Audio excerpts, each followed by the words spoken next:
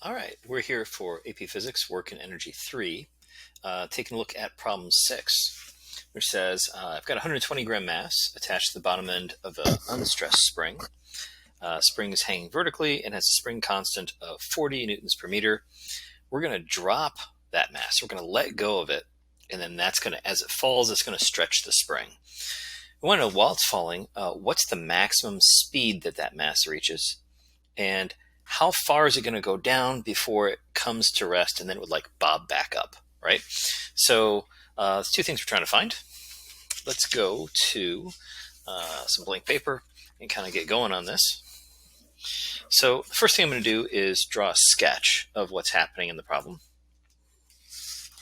So let's see, we've got that 120 gram mass attached to the bottom of a spring. So that spring is going to be attached up top here to some rigid surface, right? And right there's that spring, right? Okay, and that's what it looks like when it's not being stretched or crushed. Now we're going to attach a mass on the end of it, all right? And then let's see here. Let's go from like the center of that mass, maybe. No, we'll mark it from here. We'll mark it from the top edge of the mass. And okay, when I let go of it, it's going to start to fall. All right, and as it falls, it's going to go down, down, down, down, down, down, down, and stretch that spring, right? And eventually, it would come to some point where it would come to rest, and then it would bob back up, or it would kind of go boing, boing, boing. So, part B wants to know what's the farthest down it gets. Okay, now if you think about it, at the start here, right, you would say, well, when it's there, it's starting from rest, right? So V naught here is 0, right? Now as it falls, it's going to get faster and faster, right? But eventually it's going to start to slow down and come to a stop, and then the velocity would turn around and head back up the other way, right? So the velocity here is also 0 at this end, right? Somewhere in between here, then, there must be a spot where it's going at its very fastest, right? And so somewhere in between, there is some place where it is going at its greatest speed, right? Where that V is maximum, V max, right? And so we're trying to find what V max is, and we're trying to find the farthest down it goes, okay? So those are two different spots. We're going to have to do two separate calculations, right? Probably one going from here to here to find that max speed, and one going from here to here to find that total distance it drops. All right, so the next step in doing any energy problem is going to be doing a force diagram. So I'm going to draw my force diagram for this thing while it's falling. You know what I mean? Now, when it's falling in this part, right, there's going to be two forces acting on it. There's going to be a gravitational force, and there's going to be the force from that spring. Now, at first, when you're here, the force of the spring is 0. This is where the spring isn't stretched or crushed. This, in fact, is what we call x equals 0, right?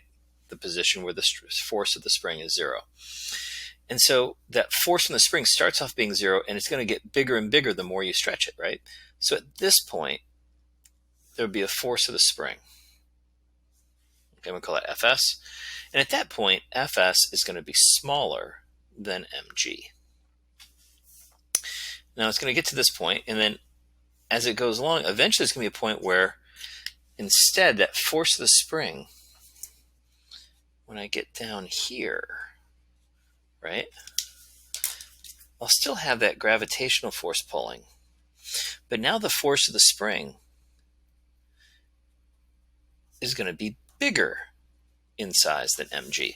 And so that's going to mean my total force is up while we're moving down. That means we're going to be getting slower and slower, right, until we get to a speed of 0 at the bottom. So while the force of the spring is smaller than mg, the force down is bigger than up, we're going to be getting faster, faster, faster. Once the force of the spring is bigger than mg, the total force is going to be up, and we're going to be getting slower, which means we're getting faster here, we're getting slower here. The maximum speed is going to be at a point where those forces are balanced.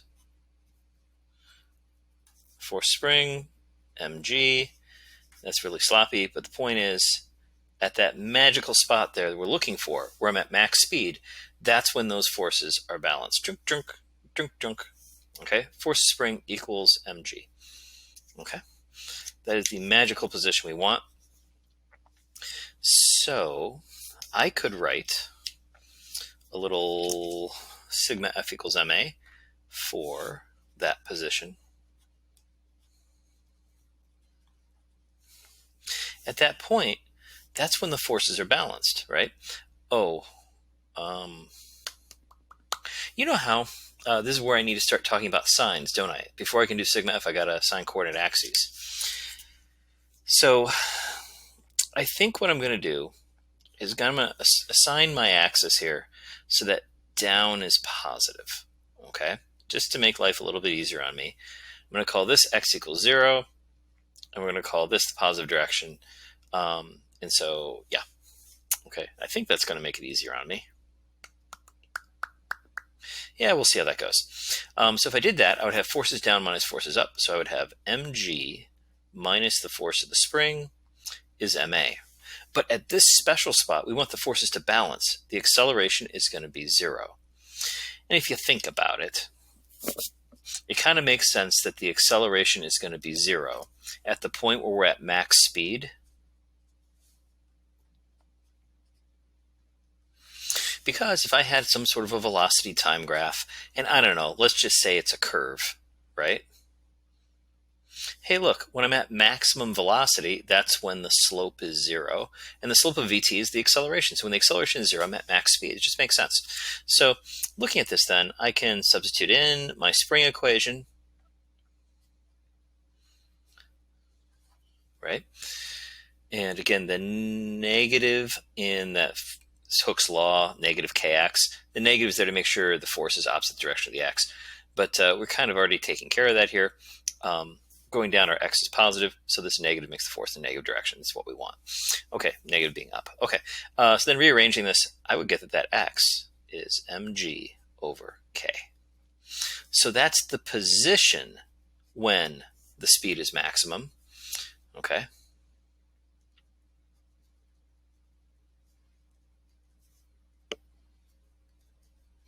Because that's when the acceleration is 0. That's when the forces are balanced. All right, an important idea. All right, when the forces balance out, acceleration is 0. That's when we're at max speed. That is something to be aware of. It's an important idea that we're going to use again and again. Okay, when the forces are 0, that's where we're at our maximum or minimum speed. Okay, moving onward.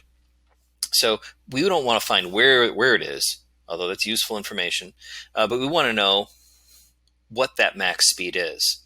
So to do that, I'm going to do an energy formula, okay?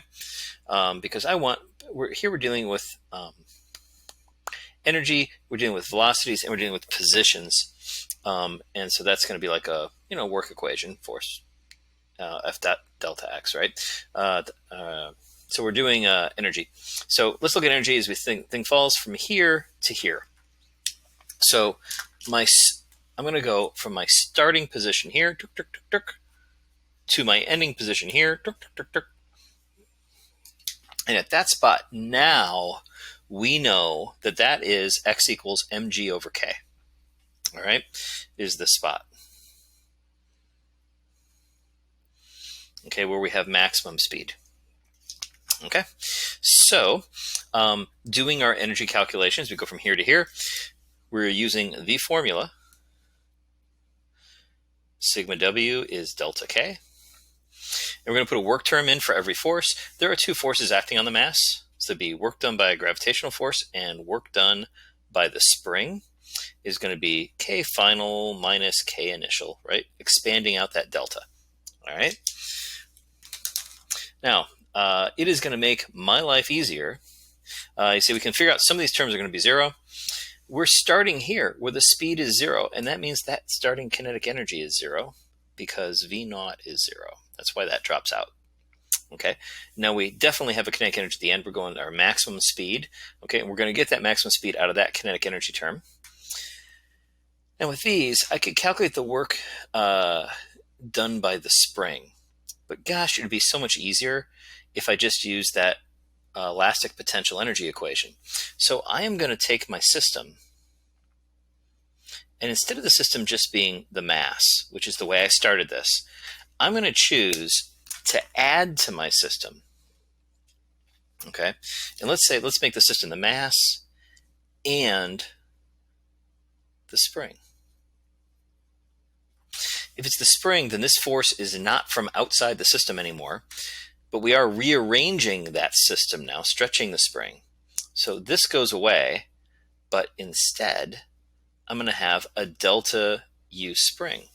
I'm going to have a U spring final minus a U spring initial. Okay? And I realized that at this spot, our starting position, the spring isn't stretched or crushed yet. So actually, that U spring naught term will drop out because our initial x is 0. Now, I could go ahead and calculate the work done by gravity, but it's a little bit easier on most people's brains to instead expand your system some more, right? And this time, we'll go ahead and we'll include the Earth in our system.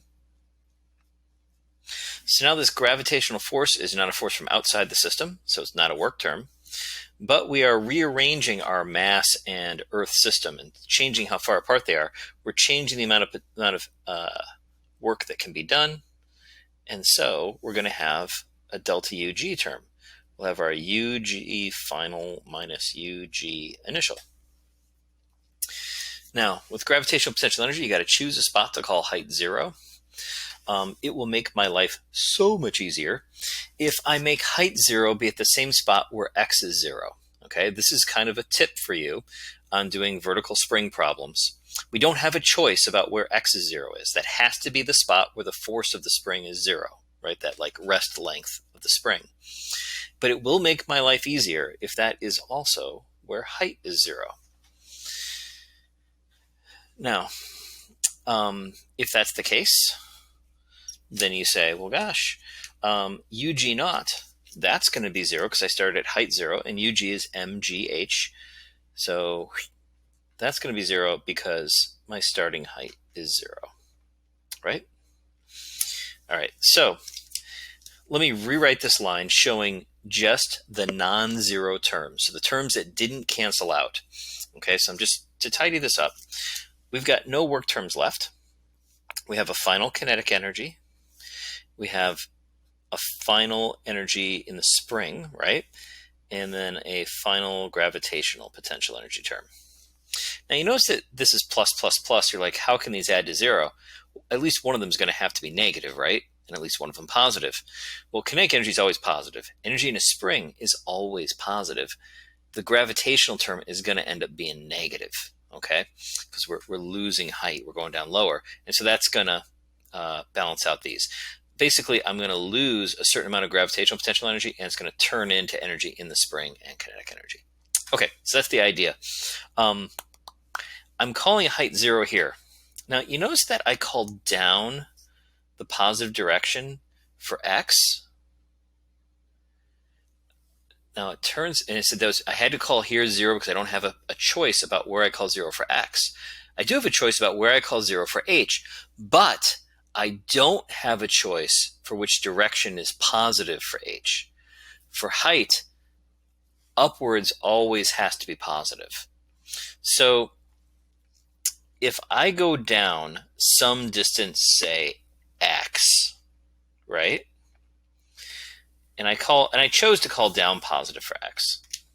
But if I just go down some distance x, my height, well x, this is positive x, the height is going to be negative that much. In other words, what I'm trying to say is there's a way to go between x and h here to relate them to each other.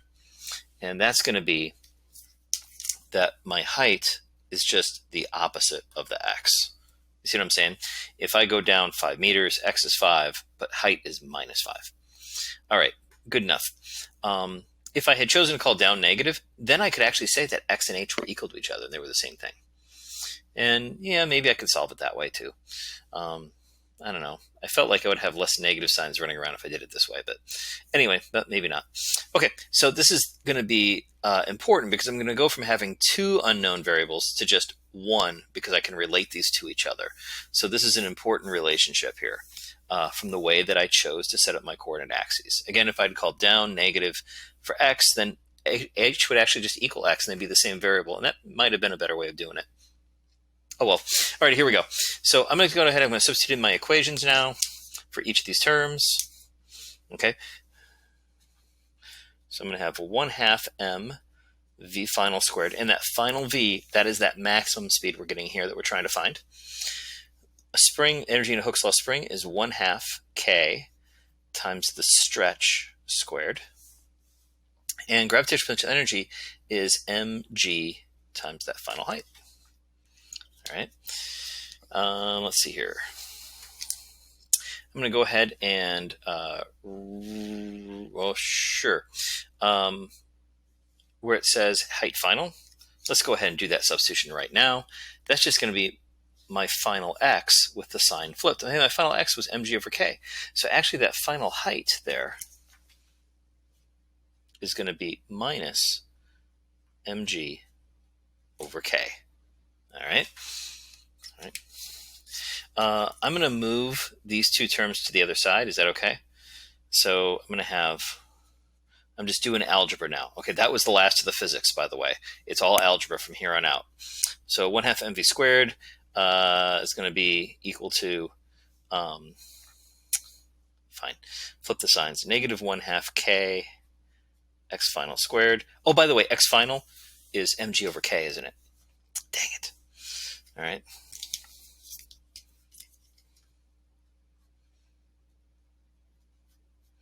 So that's positive mg over k, and that's negative mg over k is final height. Okay. Oh, no.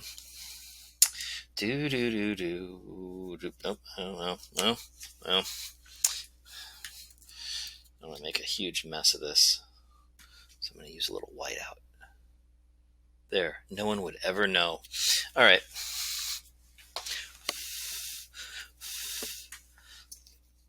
Okay, we'll come back to that. Okay, plus mg times minus mg over k. All right. This is going to be positive mg over k squared. There we go. All right. Whew. Okay, time for some more algebra. You say, hey, I can see that I'm squaring this mg over k term, right? So I can see that I'm going to get a k squared on the bottom, and this k on top is going to cancel one of them. All right. I've got an m squared g squared on top. Here I've got an m squared g squared and 1k on the bottom again. You're like, huh, that's interesting, right? So this is going to be, here, I'll just do it like this. Oh, the k is going to cancel, isn't it? So it's just going to be negative m squared g squared over 1k on the bottom, right? Because one of the k's cancels that k. And then here, I'm going to have minus m squared g squared over k. You say, hey, look, minus m squared g squared over k and another minus m squared g squared over k, right?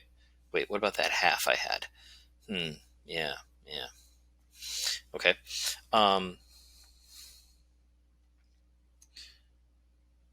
Yeah.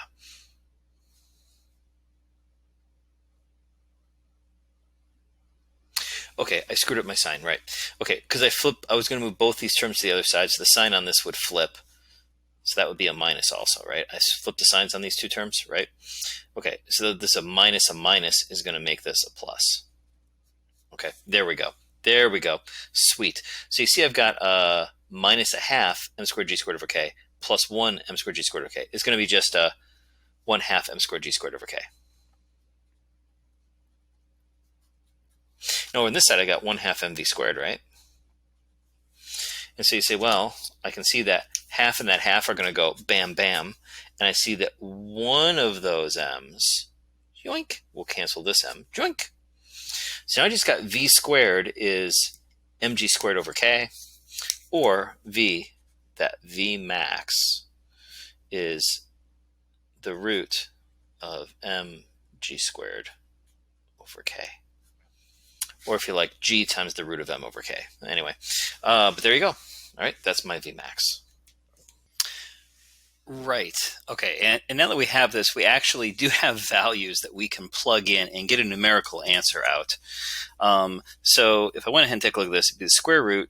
The mass, they told us that this was a 120 gram mass. So you're saying, okay, so that's going to be 0.12 kilograms, right? G, of course, is 9.8.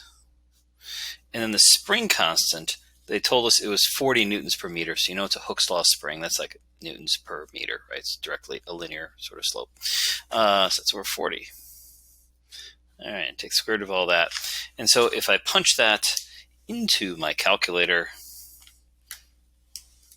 let's see here, 9.8 times square root of the quantity, 0.12 divided by 40, right?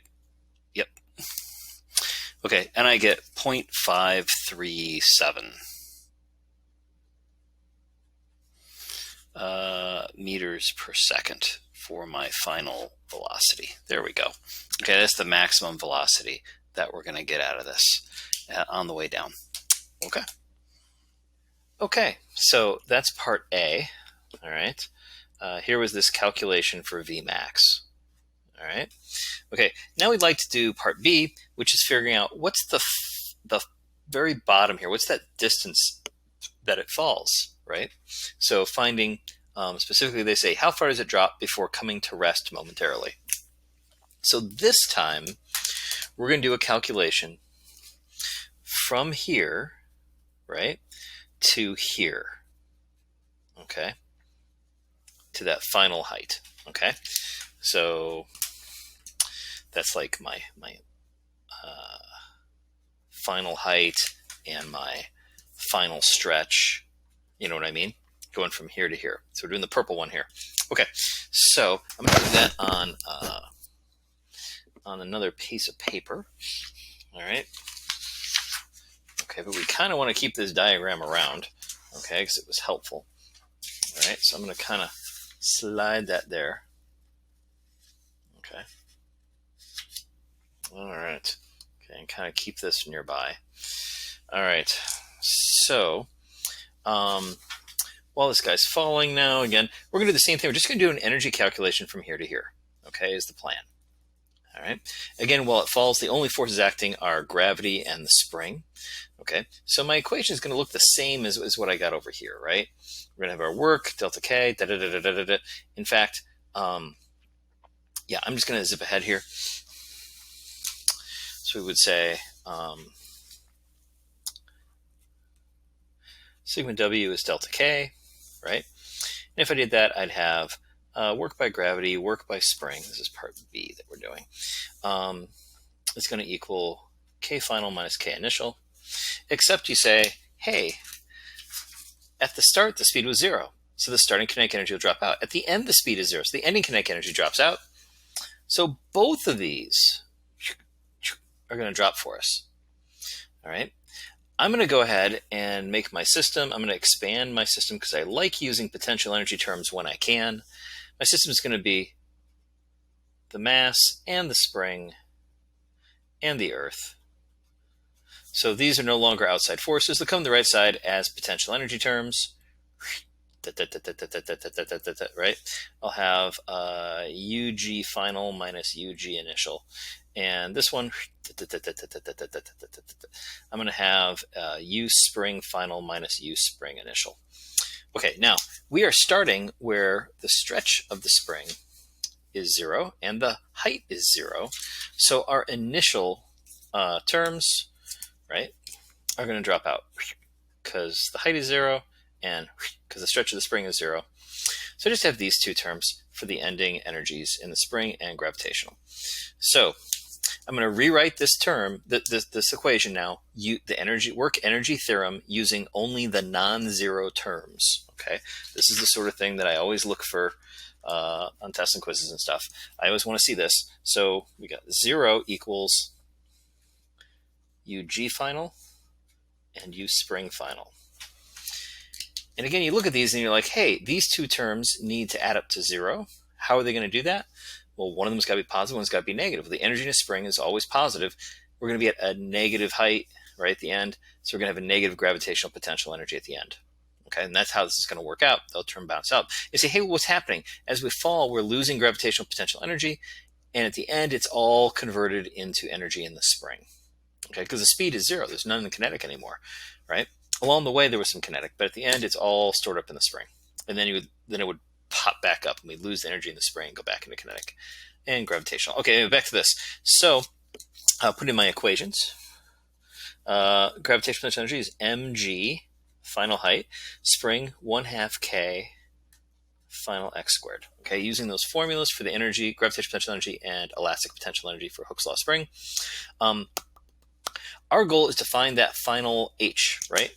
Which, incidentally, you say, that final height, this distance, you say we're starting at h0 and x0. I chose to call down positive, and that means our final h and our final x are the same, just opposite signs. So I'm going to make an executive decision here and swap out h with x, with negative x, I should say. Negative x final plus 1/2 k x final squared, right? You're trying to find that x final. You say, look, the variable we're trying to find is x. This is not a quadratic because I don't have a constant term. I got a second power and a first power, but not a constant, so it's going to be easy to solve. Factor out that xf. Okay, I'm going to rearrange the order if that's okay with you. Factor an xf out of both terms. It's going to be a 1/2 k, and there's still an xf there, right? And then minus mg. Yeah? So when will this equation be 0? When this is 0 or when this is 0? This is 0 for x final equals 0. And this one's 0 for x final equals, so rearrange, set this equal to 0. It'll be mg times 2 divided by k. Okay, are you okay how I got the two solutions? Well, this one, when x is 0, that's actually the starting condition. That's when speed is 0, right? It's at the starting point. So we don't want that solution. This is the one we want when that stretch is 2 mg over k, right? So that's the position where the speed will be 0, the kinetic energy is 0, and this solves this equation. And you say, hey, let's check this out. We're saying this final stretch is 2 mg over k. Hey, you know that spot where the speed was maximum? That was mg over k. This is exactly double that. So it turns out right in the middle of this swing down, right the middle, that was when the speed was the fastest, it turns out, for this thing. So as it goes down, it goes to max speed halfway down, turns out. Anyway, all right, so that is problem 6. Once again, just to re-emphasize a couple important things. 2 important things I want you to take away from this. One is that idea that, again, maximum velocity is when your acceleration is 0. That's when your forces are balanced. Okay, and so that is something, an idea to know for a problem like this. The second thing to take away is what we said about choosing our axes, all right, in directions. When we assign them, x is 0 has to be where the spring is neither crushed nor stretched. But we could choose either way to be positive for x. Okay, but x is 0 has to be where the spring isn't being crushed or stretched, when the force is 0, right? Height, though, you can call wherever you want height 0, but you have to call up positive for height, okay, for that gravitational potential energy formula. Now, it makes your life easier to call x is 0 at the same location where you call h is 0, but you don't have to make the signs agree. You just have to make sure you got a conversion factor to flip between them then, okay? All right, that's what I want you to take away from problem 6. All right, we can get a numerical value for this, right? Saying that that final stretch, right? So that's going to be 2 times my mass, okay, 120 grams, 0.12 kilograms, times 9.8 divided by that spring constant of 40. Okay, punch that in my calculator. 2 times 0.12 times 9.8 divided by 40, and I get 0.0588 meters. Okay, so that's like 5.9 centimeters or so. Okay, so a little less than 6 centimeters. That is the final stretch of that spring.